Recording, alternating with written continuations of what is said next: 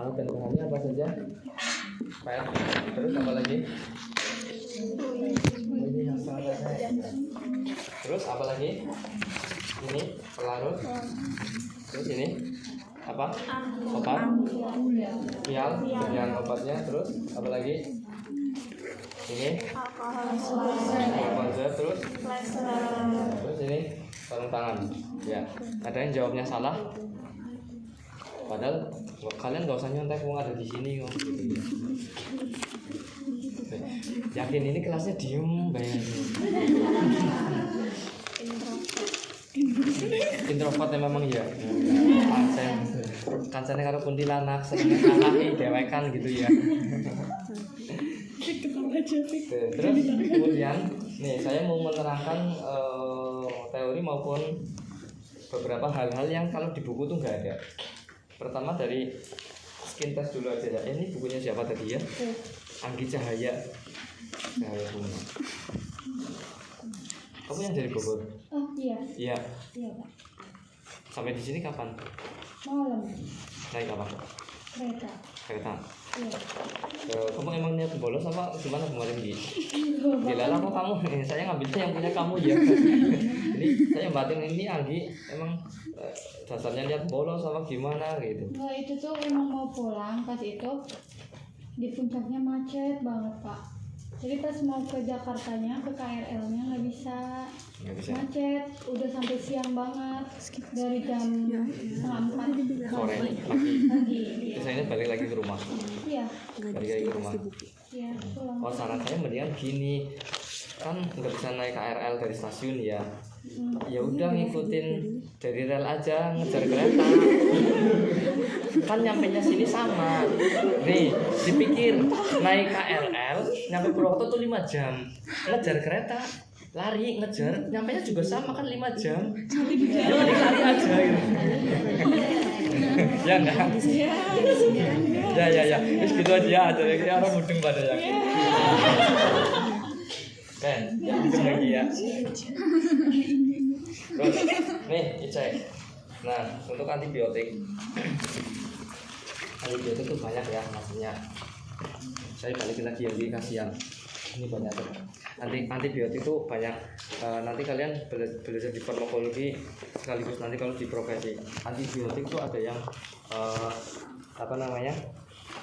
spektrum luas, ada yang spektrum sempit. Kalau spektrum luas tuh biasanya kalau untuk kasus infeksi yang kadar leukositnya tuh meningkat melebihi 15 atau 20 ribu. Terus kadang-kadang infeksinya tuh berupa sistemik.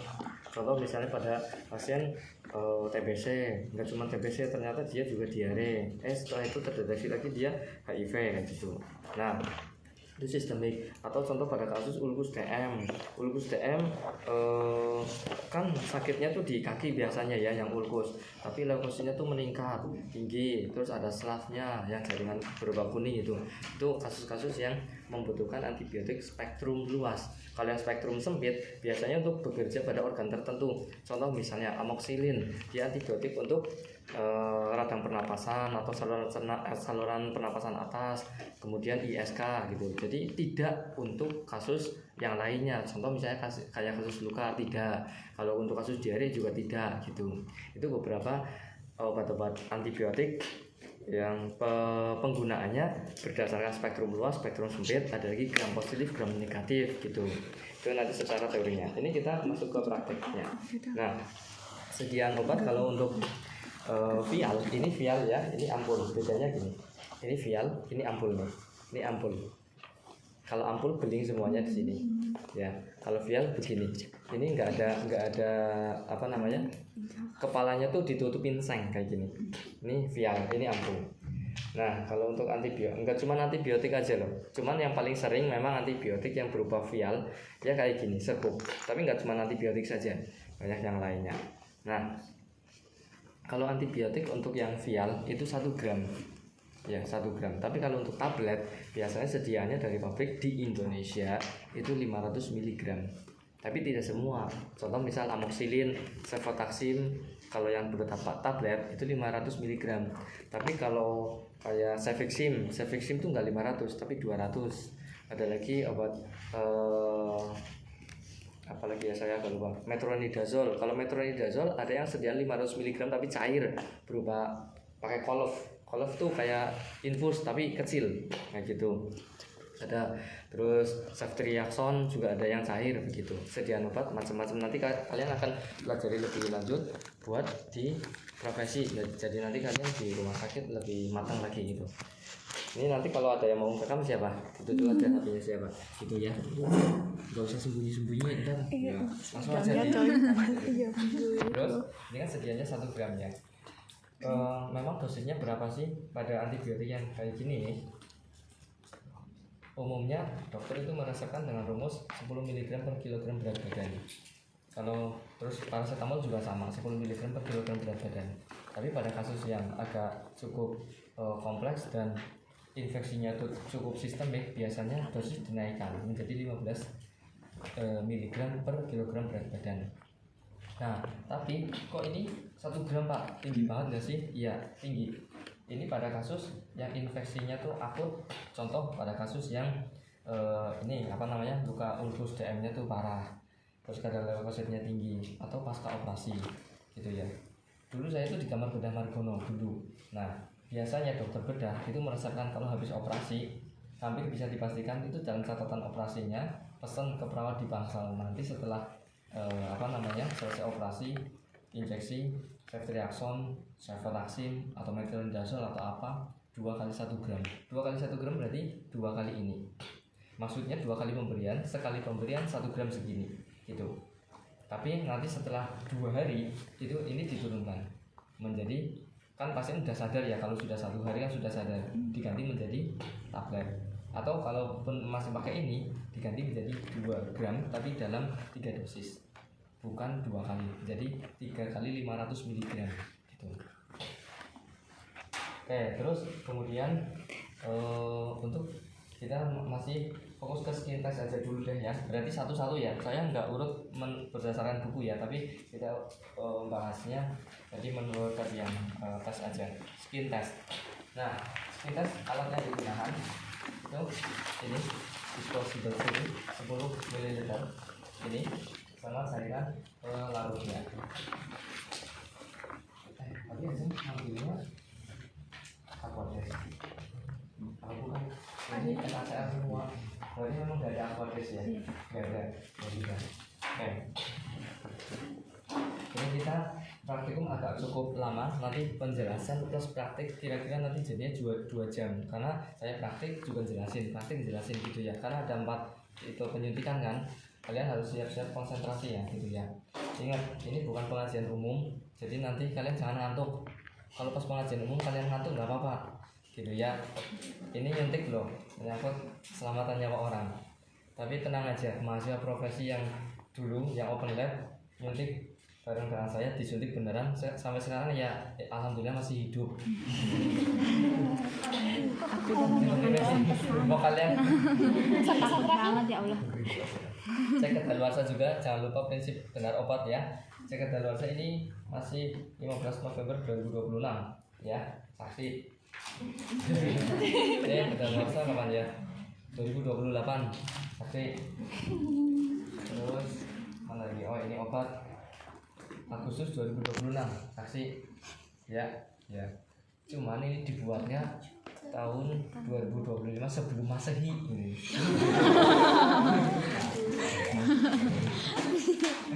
Oke, sebenarnya cuma alat butuh ini aja gitu ya. Terus sama ini apa namanya, alkohol. Ini tambah satu apa namanya, skill lagi, menyiapkan vial dan ampul kan ya. Nah, ini kalau untuk skin test itu pakainya 10 cc agar tidak sakit pasiennya. Tapi nanti kalau di rumah sakit, seringkali di rumah sakit itu kalian menemukan hal-hal yang di luar di luar ini ya, textbook kayak gitu ya. Nah, ini kalian juga harus perlu beradaptasi dan hal-hal seperti itu. Contoh misalnya kayak ini, injeksi. Perawat seringkali malah kadang memarahi mahasiswa, "Dek, jangan pakai yang 3 cc." Nah, saya ambil contoh, ini 3 cc. kan 3 cc kan kecil ya. Nah kalau pakai 5 cc saja, kadang ada kemarin saya bimbingan di stase KMB Rumah Sakit Gudang Purbalingga, pakai yang 5 cc saja mahasiswa katanya dimarahin sama perawatnya.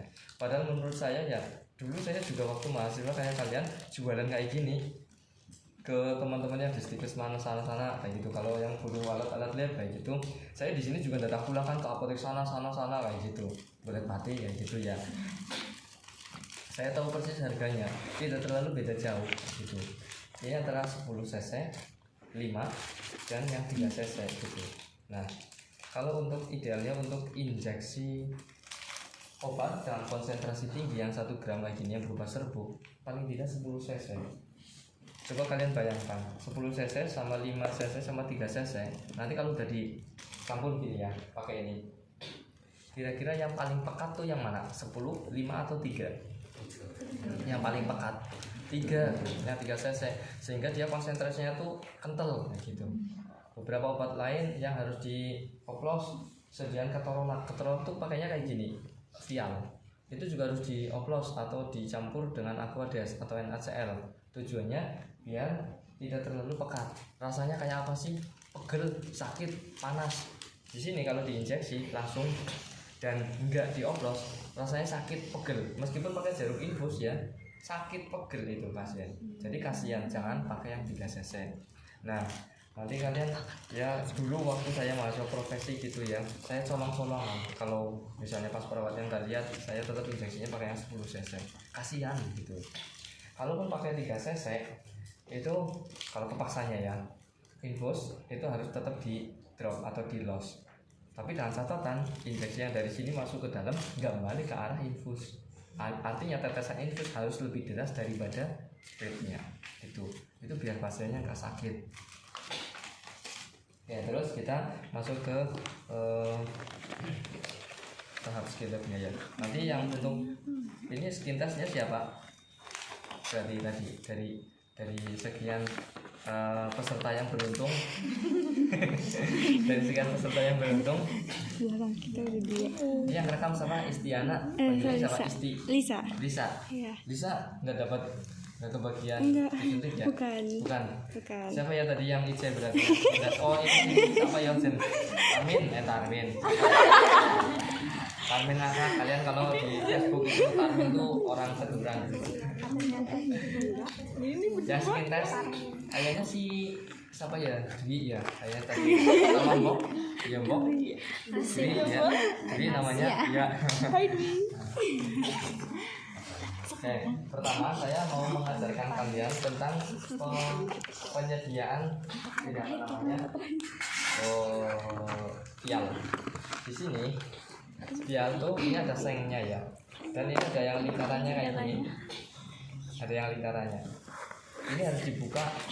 Kalau bukanya pakai tangan, ini khawatirnya mencederai tangan kita. Ini seng, bikin kita terluka. Jangankan seng, mantan aja bikin luka ya Mbok. Masukkan. Mantan kades maksudnya. Ini kita buka bisa pakai gunting kayak gini, diginiin. Nah,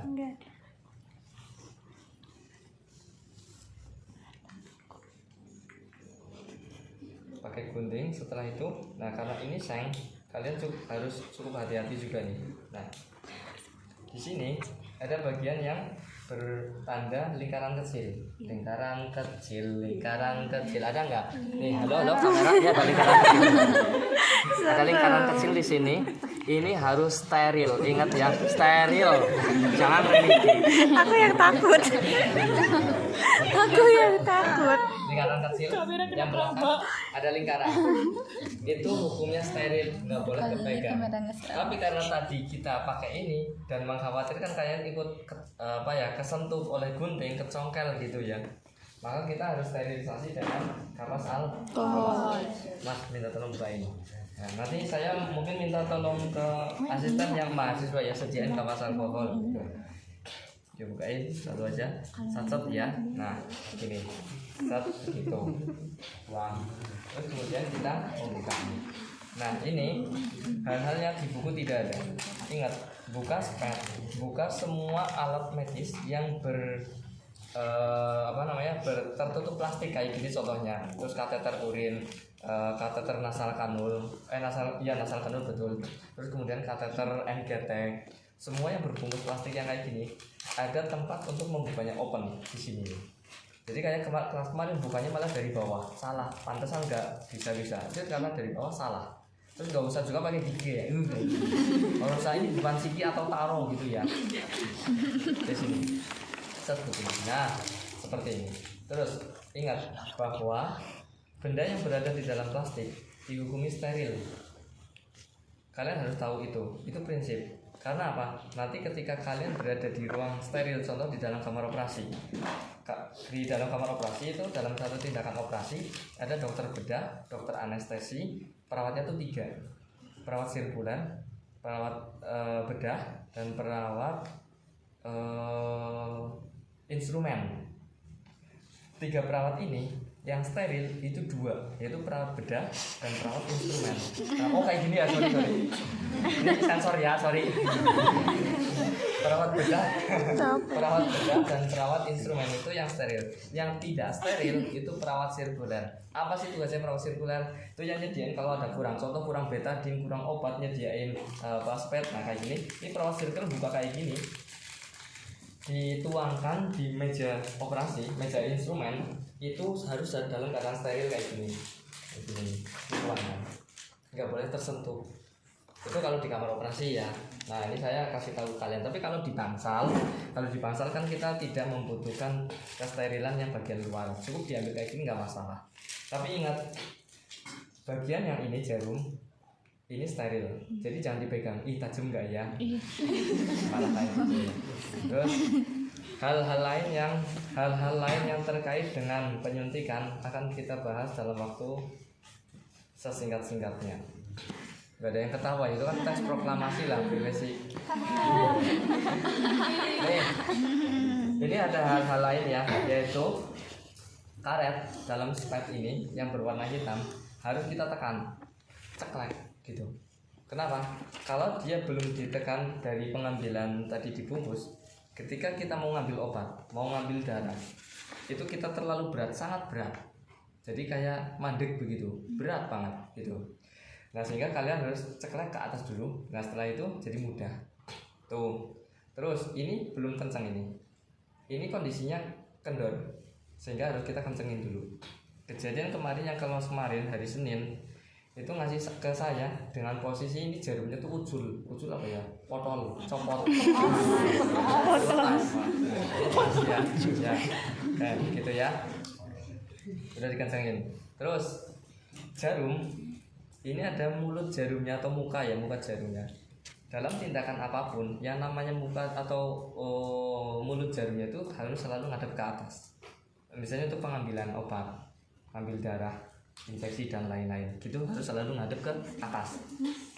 Terus obatnya ini, cairan pelarut. Cairan pelarut kalau di rumah sakit itu bisa menggunakan Aquades, Aquabides, atau apa yang enggak ada NaCl 0,9%. Yang paling ideal itu yang paling netral Aquades. Tapi kalaupun enggak ada, halo, kamu ya lihatnya ke sana. Nah, mantan ya. Ini kita adanya 0,9%.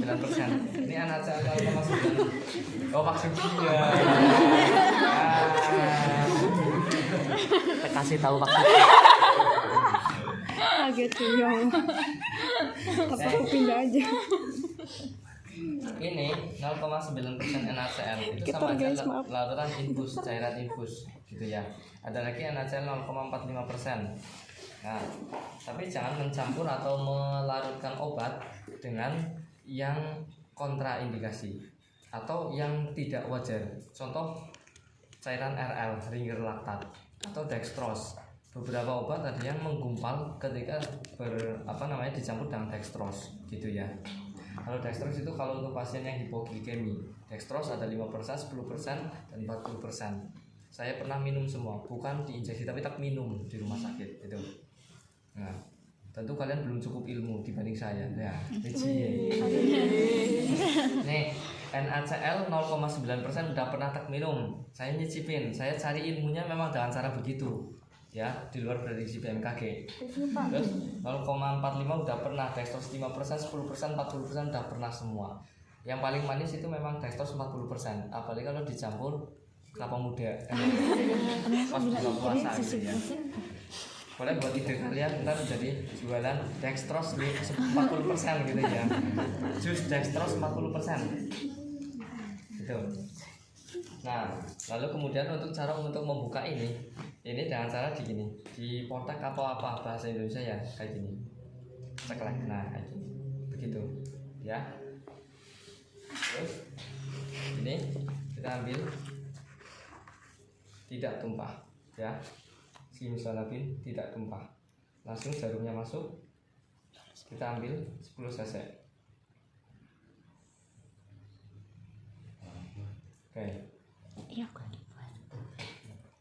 Nah, saya kasih tahu ke kalian ada beberapa hal-hal yang bukan akademis. Contoh, untuk mengambil ini larutan pelarutnya, cairan pelarutnya, ini kan masih tersegel ya. Kalau sudah dibuka harus segera dihabiskan.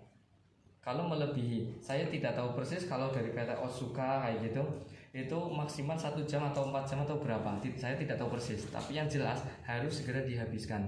Nah, terkadang perawat di rumah sakit itu mengambil jalan pintas biar untuk menghemat, sehingga penyuntikannya tuh bukan dengan cara ini dipotek kayak tadi, tapi lewat jarumnya itu masuk ke sini. Ini menjadi hal yang salah. Karena apa? Jarum steril dan ini sudah terbuka, apalagi kita pegang dihukumi tidak steril. Steril ketemu non steril akhirnya menjadi non steril, tidak boleh dipakai. Padahal jarum ini mau masuk ke tubuh, prinsipnya segala sesuatu yang masuk ke tubuh harus steril. Jadi kalau upil masih ada di dalam tubuh dihukumi steril. Guyon ya, guyon upil ya, mau begitu kalau sudah nah, oke. Itu tidak boleh yang tadi yang jarum masuk ke sini langsung, nggak boleh. Lagi pula saya pernah mempraktekkan begini, ini jarum masuk ke sana, ada sisa partikel dari plastik ini itu menyumbat di jarumnya. Beruntung itu belum masuk ke pasien. Coba kalau sudah masuk ke pasien dan partikel itu terlepas masuk ke pembuluh darah menyumbat, itu kan jadi emboli. Nah kalau embolinya ada di kepala, di otak, jadi apa? Stroke dia. Kalau di jantung jadi apa? PJK, penyakit jantung koroner. Tidak boleh. Jadi tetap secara akademis, kita belajar secara teoritis, secara akademis ya. Ini tetap dibuka. Nah, adapun kalau misalnya ini toh tidak habis ya dibuang. Memang harusnya dibuang gitu. Terus kemudian ini smet antara 3 cc, 5 cc, 10 cc semua ada batas toleransinya. Contohnya di sini. Ini 3 cc ya. Sebenarnya kalau kita dipolin lagi itu masih bisa menampung 4 cc. Terus kemudian kalau yang 5 cc tadi mana ya? 5 cc ini ada toleransinya ditambah 1 menjadi 6. Ini ada tulisan 6 kecil ya. Ya enggak ngantuk ya.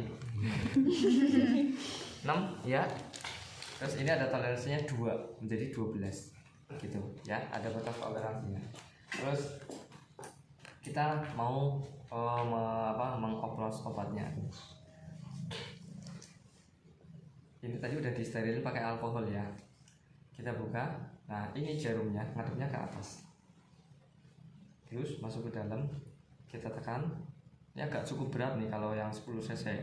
Karena muatan di botol ini kan kecil tetap segini. Ini di dalam kayak gini, kita langsung oplos saja begini. Agar jarum tidak bolak-balik keluar masuk. Setelah itu biarin aja tuh. Karena ada tadi tekanan dari luar ini, simsalabim gerak sendiri kan. Ya. Tuh.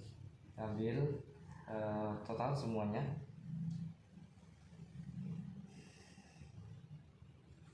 Oke. Untuk perhitungan obat kalian udah paham? Perhitungan dosis obat ini kan 1 gram. Misal kalian itu suruh menghitung ini 1000 mg dalam 10 cc. Kalau diminta 500 mg berarti berapa cc? Udah tak mikir ya 5 lah kesuwen temen. Tinggal separohnya itu ngapa sih lenggok temen.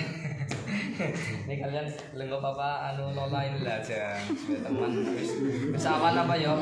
Kalian tuh saya bingung mahasiswa urung madang lengup tapi wis madang bar madang ya juga lengup juga ini karepe gitu ya. Oke. Terus selanjutnya dia kesel ya. Nah, apalagi saya yang ngajar gitu ya. Oke, nih. Terus perhatikan. Ini jarum 10 cc itu gede. Gede. Kalau mau buat skin test kita harus pindah ke jarum yang kecil yang 3 cc. Nah, semua penomoran jarum kalian nanti harus belajar penomoran juga. Semua alat-alat yang ada nomornya itu ada kekhasannya. Contoh kalian di sini untuk needle itu nomornya tuh semakin gede nomor semakin kecil jarumnya, semakin kecil nomor semakin gede jarumnya. Contoh, dan warnanya beda nih. Yang 10 cc warnanya hijau, ini 3 cc warnanya biru, yang 5 cc warnanya hitam. Nah, perlunya kenapa kalau mahasiswa kedokteran keperawatan nggak boleh buta warna? Salah satunya itu juga beda warna. Dan ini nomornya, ini nomor berapa? 23. Kemudian yang ini tadi nomor berapa ini? Nomor 21. 21. Nomor 21 tapi barangnya lebih gede. Nomornya 23 lebih gede tapi barangnya lebih kecil. Ya, jadi kalau buat infus biasanya pakai nomor yang 18. Itu kalau jarum infus. Ada juga yang jarum needle itu hanya khusus jarum saja, nggak bersama dengan spetnya. Nah, kita bisa gunakan yang itu. Jadi nggak yang spet 3 cc. Kita kan mau pindahin ini jarumnya dengan jarum yang 3 cc. Maka kalian bisa buka jarumnya needle, jadi tanpa harus pakai spet. Jadi sediaannya tuh dari pabrik itu memang sediaan kayak ginian doang kayak gitu. Itu jadi cuman buka jarumnya aja, itu bisa. Jarum yang 3 cc. Oke, kita pindah.